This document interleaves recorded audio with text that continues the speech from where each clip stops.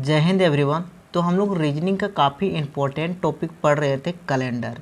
ये मेरा रीजनिंग का काफ़ी इम्पोर्टेंट चैप्टर है। यहाँ से रेलवे और एसएससी जैसे अदर कंपटीशन एग्ज़ाम में हमेशा क्वेश्चन आता है, ठीक है। तो कैलेंडर का पिछले वीडियो में हम लोग बेसिक बातों को, जो मेरा थ्योरी पार्ट था, मतलब कैलेंडर का जो मेरा इतिहास था, वह हमने पढ़ लिया था। इस वीडियो में मेनली हम लोग समझेंगे कि कैलेंडर से मेरा किस प्रकार के प्रश्न आते हैं रेलवे और एसएससी जैसे एग्ज़ाम में, और कुछ बेसिक बातें भी है कैलेंडर का, वो भी हम लोग समझेंगे, क्योंकि उन्हीं के ज़रिए मेरा प्रश्न सॉल्व होगा। यदि वो चीज़ आपको नहीं आएगा ना कैलेंडर में, तब आप कैलेंडर का एक भी प्रश्न नहीं बना पाओगे। तो चलिए हम लोग समझते हैं। दोस्तों, सबसे पहले हम लोग देखते हैं कि कैलेंडर में कितने प्रकार के प्रश्न आते हैं।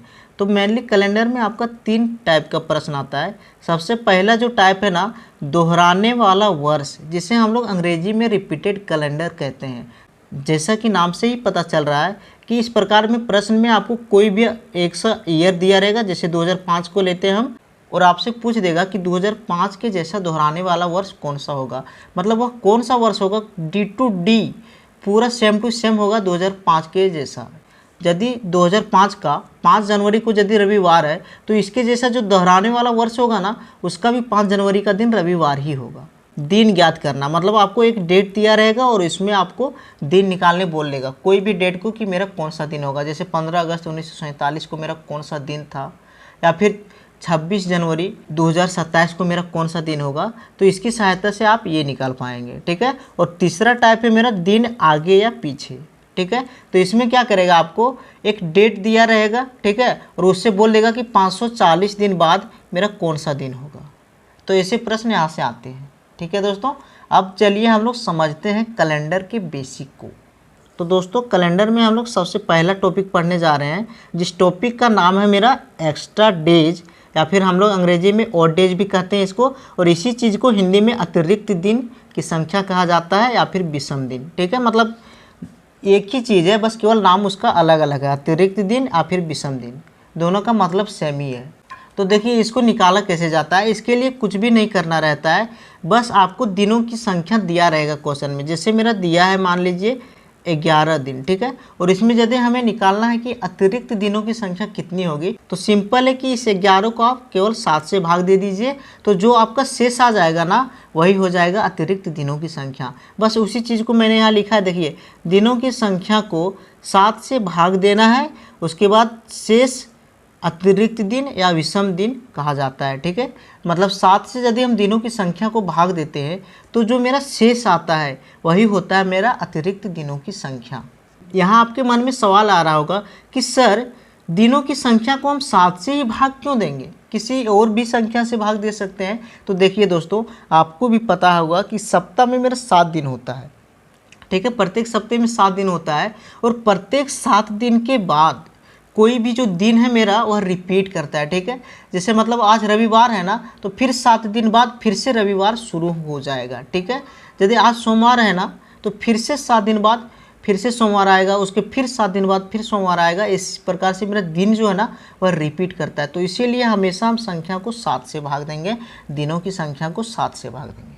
क्लियर है। अब देखिए हम लोग क्वेश्चन को बनाते हैं। दोस्तों, मान लीजिए कि हमें 11 दिनों में अतिरिक्त दिनों की संख्या निकालनी है। तो इसके लिए क्या करना है, आपको पता है कि सिंपल बस दिनों की संख्या को 7 से भाग देंगे। तो 11 को यदि हम भाग देंगे 7 से, तो यहाँ एक बार में जाएगा, यहाँ होगा मेरा 7, ठीक है। और 11 में यदि हम 7 को घटाते हैं तो हो जाएगा मेरा 4।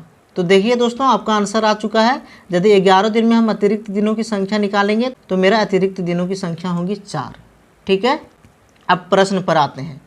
देखिए, मेरा पहला प्रश्न है कि जनवरी में मेरा अतिरिक्त दिनों की संख्या कितनी होगी। तो इससे पहले आपको एक चीज़ जानना होगा कि मेरा जनवरी जो है वह कितने दिनों का होता है। तो सभी बच्चे को पता होगा कि सर, जनवरी जो है ना मेरा, वह 31 दिनों का महीना होता है। तो बस सिंपली 31 को आपको 7 से भाग दे देना है और उसका शेष लेना है, ठीक है।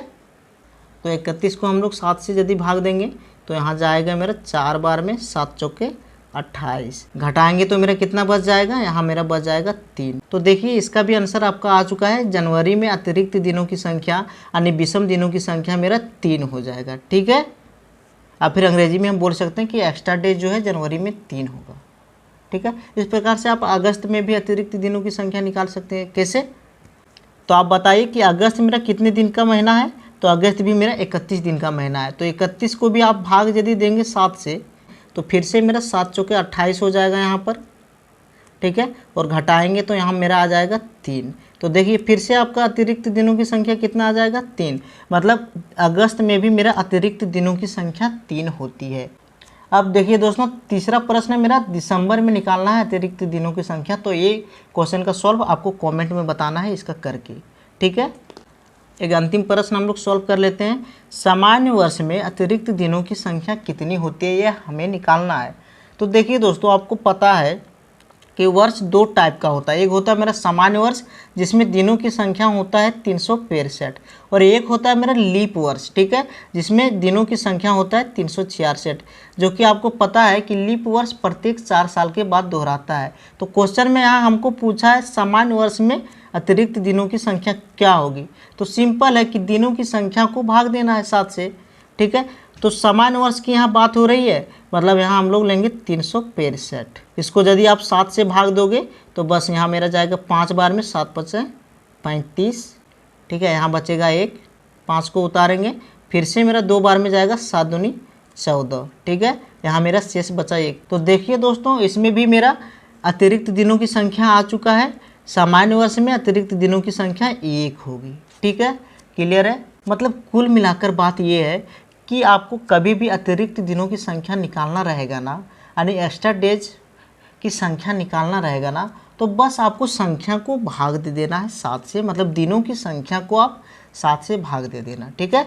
और उसका जो शेषफल है ना, उस शेषफल को आप लेना, ठीक है। तो देखिए शेषफल मेरा 1 है, और ये जो मेरा है 52, ये क्या है, ये भागफल है, ठीक है। ये तो आपको पता ही होगा कि जो ऊपर में संख्या होता है वह मेरा भागफल होता है और नीचे की संख्या शेषफल होता है। बस आपको इतना याद रखना है, ठीक है।